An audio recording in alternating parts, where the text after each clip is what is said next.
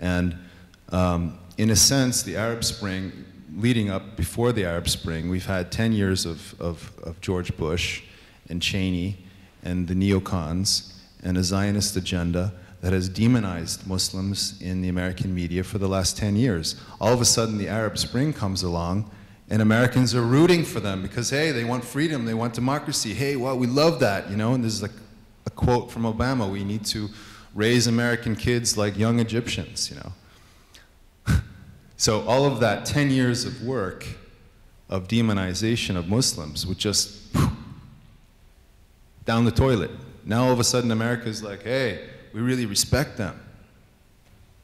So this reaction out of the American media is that, in my opinion, is that it's resetting the status quo. It's resetting Muslim equals bad guy, Muslim equals savage, Muslim equals terrorist, that has been perpetuated since the beginning, since 9/11.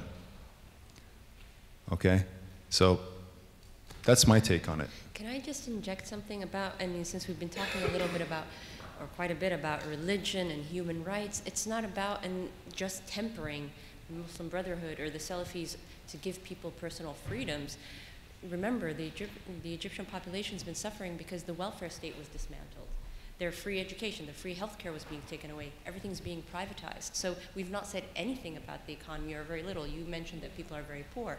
But so the Muslim Brotherhood, or whoever takes over, not only has to deal with morality and personal freedoms, that's absolutely important, but the basic human right and dignity of all people is to be able to provide for themselves and for their kids. And I think this is the biggest test of whoever comes into power, and if they can hold on to power, is can they provide for the Egyptian people? Because the Muslim Brotherhood,